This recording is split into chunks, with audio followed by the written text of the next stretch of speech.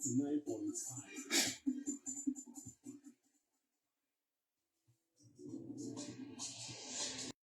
Gbanye redio gị soro ibe gị bụrụ ibe ndụ na Owerri FM 99.5 maka nkwalite omenala Igbo.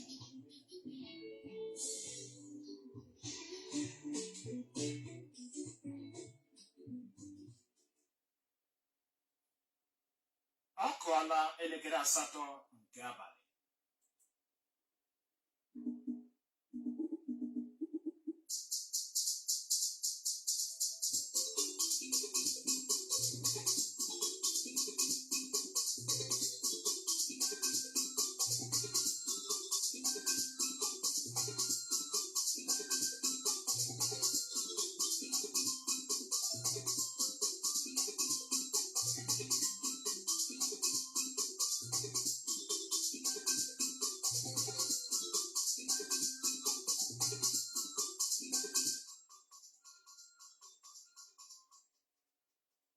Agala ma bata n'udo Igbo ndị ọma, ndụ mmiri ndụ azụ. Nnọọ na akụkọ ụwa nke abalị taa na-abịara gị site n'ụlọ mgbasa ozi Owerri 99.5 FM Enugu. Taa bụ ụbọchị ụka ma bụrụkwa ahịa nkwọ. Mkpụrụ abalị 9 n'ime ọnwa abụọ nke afọ 2025. Na mbụ gere ọkpụrụkpụ isiokwu ndị ahụ ghọrọ anyị isi akụkọ. Otu ọrụ nche agụ na-eche mba Vigilante Group nke Anambra steeti anwụchiela otu onye dibịa ọtụmọkpọ a na-akpọ akwa ọkụkọ tiwara akị maka ebubo na ọ na-agwọrọ ndị mmadụ ọgwụ odeshi nke ha ji akpa arụ na steeti ahụ. Ndị ojebe anamaghị ndị ha bụ atọrọla onye isi oche otu ọhaneze ndị Igbo Youth Council bụ Igbayaka n'Imo steeti. Na mba ofesi ka anyị ga-akọrọ gị na nkụsu eme ndị agha nke mba Mali ataala isi ndị nkịtị mmadụ 25 ma merụọ ọtụtụ ndị ọzọ ahụ. Akụkọ ndị a na ndị ọzọ hiri otu ka anyị ga-ebuturu gị n'abalị a ma ọ bụrụ na ịtọ ntị gị n'ala. Ma cheta na akụkọ ụwa anyị na-agakwa n'iru n'ọnya nwododo anyị bụ www.owerrifm.org. Ọkọ akụkọ bụ m Chika Nwazụ Uhuruchioma nọ.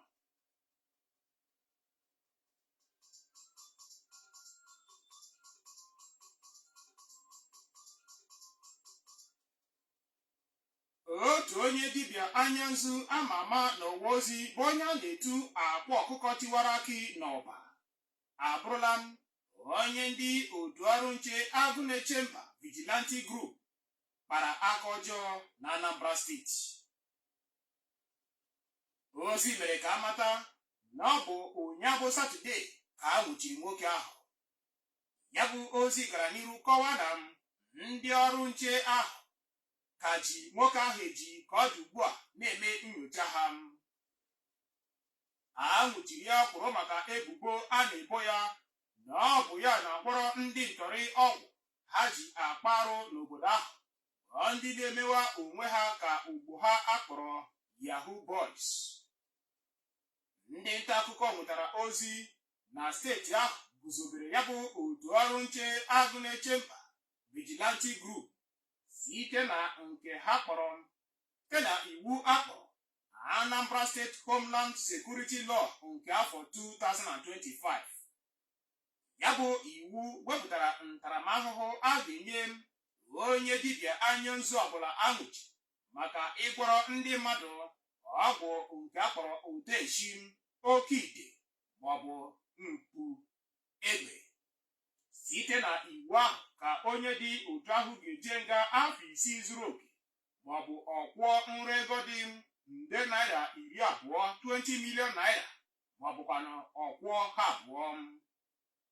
Ọkpụrụ iwu ahụ gbadoro ụkwụ na igbochi ndị mmadụ iji ike nke ime mmụọ na-akpa arụ dịgasị iche iche n'obodo. Ka ọ dị ugbu a, ha bụ ndị otu ọrụ nche agụ na-eche mba Vigilante Group amalitela ilebara anya ebe ndị dibịa anya nzu nọ bụ ndị ọ bụ ọrụ ha ịgwọrọ ndị mmadụ ọgwụ ha ji were na-egbu ibe ha maọbụ agwọ ọgwụ ego n'ụdị ọbụla kpatara ha ji nwụchie akwa ọkụkọ tiwara akị n'ọba ka ọ dị ugbu a.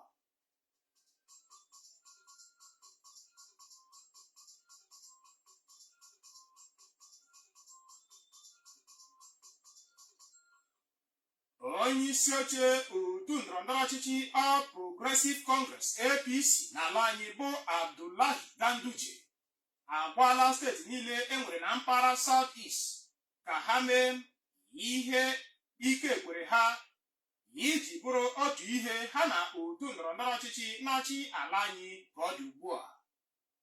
Abdullahi Ganduje kwuru nke a ụnyaahụ Satọde n'Awka bụ isi obodo Anambra steeti n'oge ọ gara ịgbape ogige pati sekretariat nke ya bụ otu APC arụrụ ọhụrụ site n'aka mmadụ abụọ kacha pụta ìhè ndị si na otu APC na-azọ onye ọ bụ ya ga-ejiri ọkọlọtọ otu ndọrọndọrọ ọchịchị ahụ zọọkwa gọvanọ Anambra steeti na-abịa n'oge na-adịghị anya. Mmadụ abụọ ahụ kacha welite isi gụnyere Mr. Paul Chukwuma ya na Prọfesọ Obiora Okonkwo. Ndị ọzọ gụnyere Nicholas Ụkachukwu Chukwuma Umeoji ya na John Bosco Ọnụnkwọ na-azọkwa otu ya bụ ọkwa kwụrụ maka nkwa na ha ga-emeriri ihe niile ike kwere ha iji hụ na otu ndọrọndọrọ ọchịchị APC weghara ọchịchị nke Anambra steeti site na ntuliaka gọvanọship election ga-ewere ọnọdụ na steeti ahụ kpọmkwem n'abalị 8 nke ọnwa Nọvemba n'afọ abụ 2025. Ganduje onye gwara ndị otu pati ahụ okwu kọwara ụmụafọ Igbo dịka ndị ihe banyere ala anyị bụ Naịjirịa kacha emetụta n'obi ma rịọ ha na ọ dị oke mkpa ịhụ na ha na ọchịchị etiti sitere na otu ndọrọndọrọ ọchịchị. Ya bụ onye national chairman nke otu APC kwupụtara njikere onye isi ala dị ịhụ na ala anyị jikọrọ ọnụ dịka otu ndị.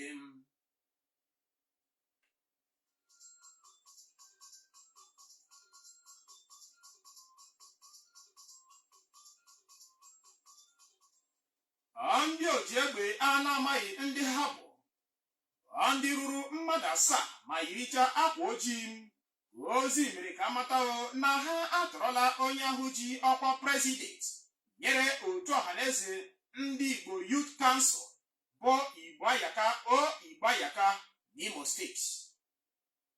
Otu nwa amadi ji ọkwa prezident nyere otu ọzọ akpọrọ Igbo National Council bụ Chilos Godset bụ ya kwupụtara nke a site na akwụkwọ ozi o wepụtara n'isi ụtụtụ taa bụ ụka.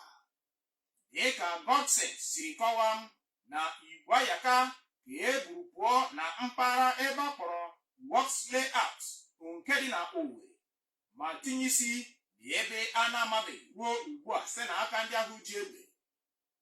Ndị ahụ ka e kwuru na ha ji ụgbọala Sienna ya na Lexus SUV tọrọ nwa amadi ahụ n'oge ọ kụrụ elekere 7 nke abalị ụnyaahụ Satọde.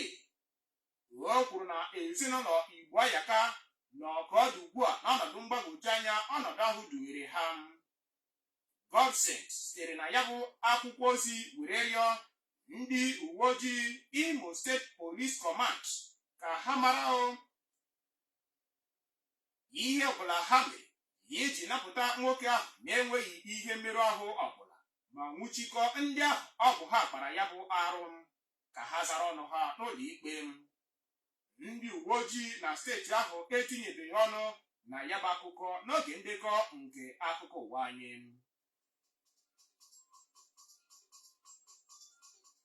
N'Owerri 99.5 FM Enugu ka akụkọ ndị anyị na-anọ si were na-abịara gị. Anyị ga-aga obere ezumike.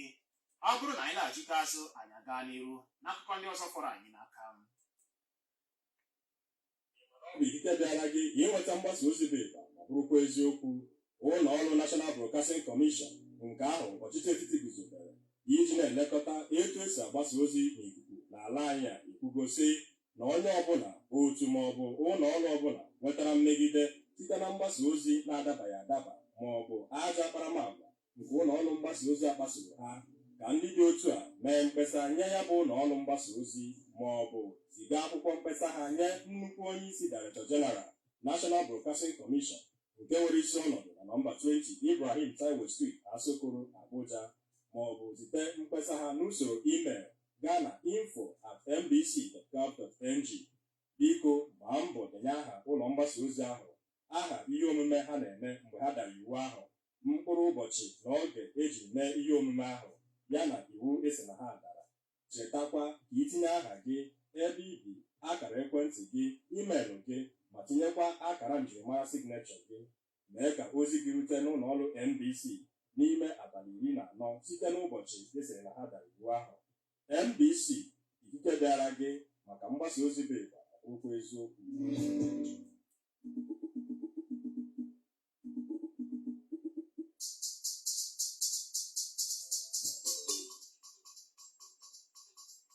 Daalụkwanụ Igbo ndị ọma, dịka ị ka na-aga n'iru na-esonyere anyị n'oge akụkọ ụwa ndị a.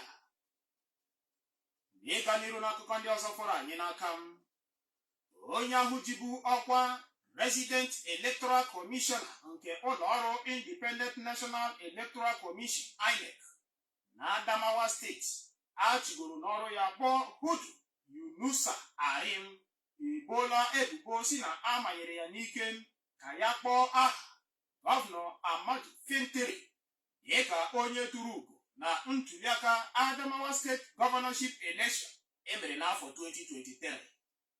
O kwuru na nke ahụ mere n'agbanyeghị na ya nwere ihe akaebe gosiri na ọ bụ ogbo ya nke otu ndọrọndọrọ ọchịchị All Progressive Congress (APC) bụ Senetọ Aishatu Dahiru Binani bụ ya meriri na ntuliaka ahụ. N'okwu ya na Bauchi steeti ụnyaahụ n'oge ya na ndị nta akụkọ na-enwe mkparịta ụka, ka Yunusa Ari boro ụlọ ọrụ INEC ebubo ya na onye isi oche ha bụ Prọfesọ Mahmood Yakubu ebubo ileghara anya na ihe akaebe gosiri mpụ na magomago rere ibe ya elu n'oge ntuliaka ahụ. Na nkọwa ya ka o kwuru na eyiri ya na ndị otu ya egwu na ndụ ha kpatara ha jiri kwupụta Gọvanọ Fintiri dịka onye meriri na ntuliaka ahụ. Ndị ọzọ nwa amadi ahụ gburu ebubo gụnyere onye lekọtara maka igwe ICT nke ụlọ ọrụ INEC jiri rụọ ọrụ na Adamawa steeti bụ Bala Ajim, bụ onye okwu na o nyefere akọrọngwa sensitive material karịrị 20,000 n'aka Gọvanọ Fintiri n'ụbọchị ahụ. Ọ gara n'iru kwuo na akwụkwọ ndị ahụ emechara ahụ n'ime ụlọ nke achọpụtara na ọ bụ Gọvanọ Ahmadu Fintiri nwe ya, bụ ebe ndị ọkwa ha gbagotere na gọọmenti nọrọ mee ntuliaka ahụ etu o siri masị ha.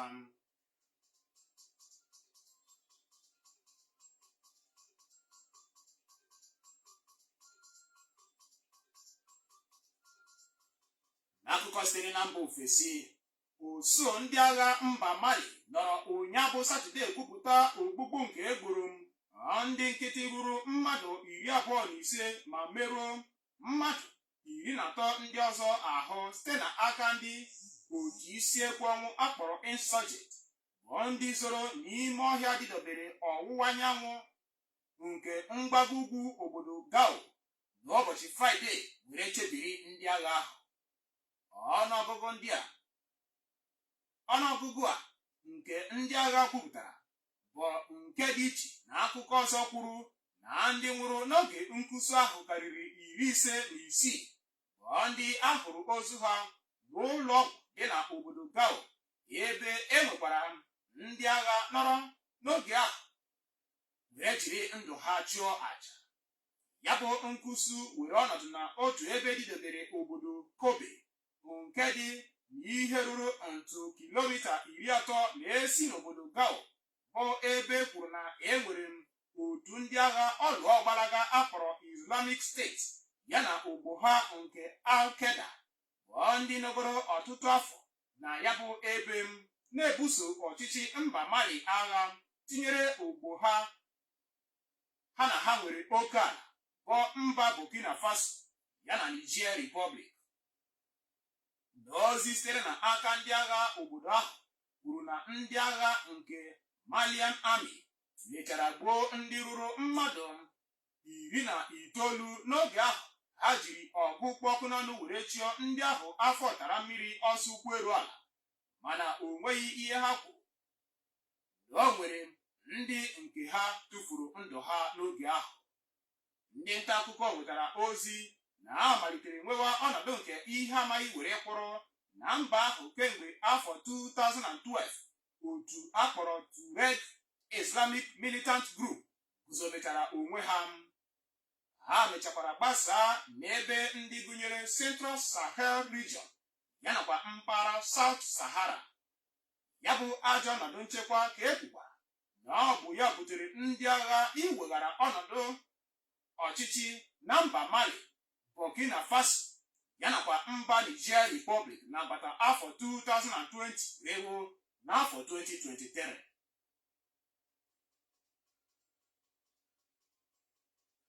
Webụ ya Igbo ndị ọma, na ọ bụzikwa iweta akụkọ ụwa nke abalị taa n'isi njedebe, mana tupu anyị awụsa ọwara tokene ntị n'ala ọzọ ka m gụọrọ gị ọkpụrụkpụ isiokwu ndị ahụ gụrụ anyị isi akụkọ. Otu ọrụ nche agụ na-eche mba Vigilante Group nke Anambra steeti anwụchiela otu onye dibịa ọdụmọgwụ a na-akpọ akwa ọkụkọ tiwara akị n'ọba maka ebubo na ọ na-agwọrọ ndị mmadụ ọgwụ odeshi nke ha ji akpa arụ dịgasị iche iche n'obodo ahụ. Ndị ojegbe anamaghị ndị ha bụ atọrọla onye isi oche otu ọhaneze ndị Igbo Youth Council bụ Igbayaka n'Imo steeti.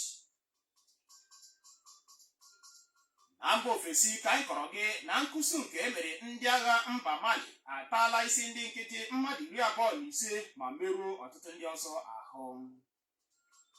Wee bụrụ ya na ọkụrụ ọnụ bụ akụkọ ụwa nke abalị taa dịka Nnabife Nwekwu ya na ndị otu ya siri dee ma hazie ya. Ka m Chika Maazụ onye tụgharịrị ma gọrọ gị n'asụsụ Igbo jee kenesi gị ike maka ezi ige ntị gị. Ka abalị taa mara anyị mma.